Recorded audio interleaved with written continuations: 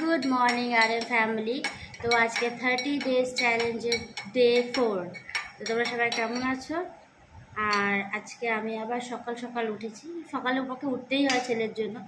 তো ছেলেকে স্কুলে পাঠিয়ে এই যে আমি স্টার্ট করে দিচ্ছি চিয়া সিড খাওয়া।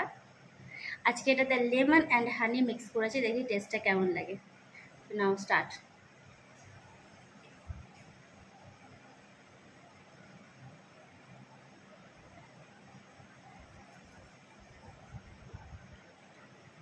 নট ব্যাড আর বেশ ভালো লাগলো খেতে। টক টক মিষ্টি মিষ্টি হালকা। লেবনের হানির গন্ধটা সহ্য হয় না বলে লেবনের গন্ধতে হানির গন্ধটা মেরে দিয়েছে। তো যাই হোক, আমি আবার দেখা করছি, যাচ্ছি এবার এক্সারসাইজ করতে।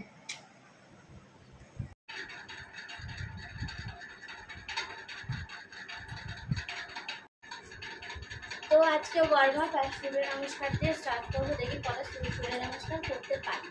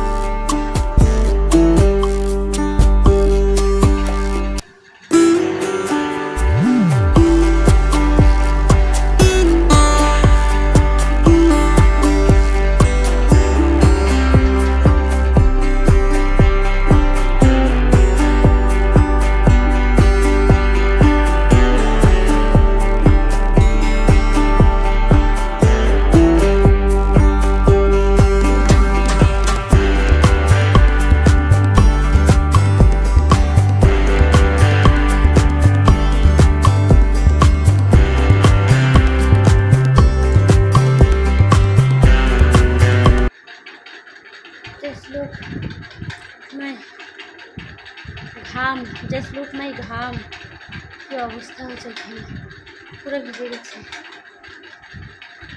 তো যাই হোক, যতটা করলাম এখন আমি এক্সারসাইজ, এবারে কিছু অনলাইন দেখে মানে ইউটিউব দেখে কিছু করব। তো করে নিয়েছি, যতটা আমার করা দরকার আমি করেছি, কারণ এখন অবধি তো সেই স্টেমিনা আমার এসে পারেনি, অনেক স্টেমিনা চাই। ফ্যানটার খুব হাওয়া, ফ্যান চালিয়ে নিচে পারছি না, এত গরম লাগছে। এক্সারসাইজ করলাম, এই অবস্থা হয়ে গেল।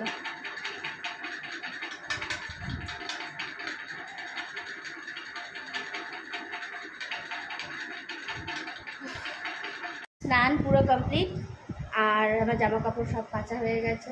এবারে যাব ক্যান্ডি পোস্তদের খেতে দিতে।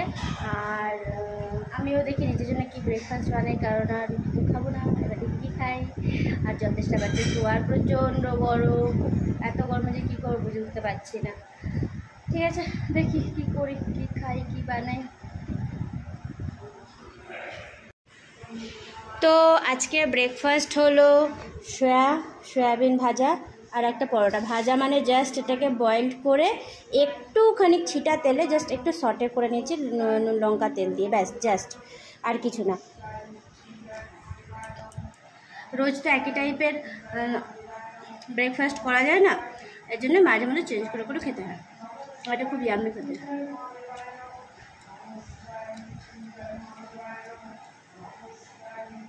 রোজ আর একটা পরোটা, রোজ রোজ একই তো খাওয়া খেতে ভালো লাগে না, টিফিন, তাই একটু চেঞ্জ করে করি। আর এখন বাজে 9:15, একদম এক্স্যাক্ট টাইম দেখাচ্ছি,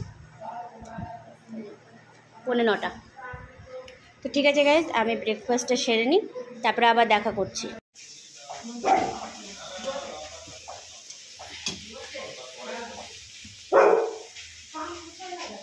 আচ্ছা, এইখানের এটাকে খুলে দেবে নাকি? এই যে ভিতরের এটা খুলে দেবেন?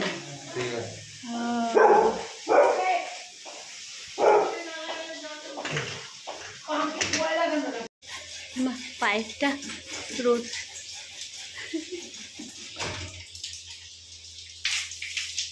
কতটা জল আছে ওটাতে, নোংরা জল নাকি? খাচ্ছি। তো গাইজ, আমার লাঞ্চ কমপ্লিট হয়ে গেছে বানানো। এই যে দই পটল আজকে বানিয়েছি আমি, ফার্স্ট টাইম এরকমভাবে দই পটল বানিয়েছি। এখানে ফুলকপি আলু ভাজা আছে, দেখাচ্ছি, 1 মিনিট। এই ফুলকপি আলু ভাজা অ্যান্ড ডাল, ব্যাস। এবার এইখানে মেসটাকে পরিষ্কার করব, হয়ে যাবে আমার রান্না কমপ্লিট। কি বানাচ্ছ এগুলো? সে তো ঠিক আছে, কিন্তু জুতো রেখেছো কেন? জুতো উপরে একটা ট্রায়াঙ্গেল থাকে না, এটা লিখেছি। একটা এখানে সুইমিং পুল আছে। সুইমিং পুল ঘর। তো আমাদের ঘরে এই সাবমার্শালটা ইনস্টল করা হলো, কারণ আমাদের পুরনো পাম্পে খুব বিল ছিল, তার জন্য। তো এই সব করে আর আমি টাইম পাইনি যে কোনো রকম শ্যুট করবো সারাদিন, মানে এত কাজ ছিল। তো সবাই ভালো থেকো, সুস্থ থেকো, দেখা করছি ডে 5-এ।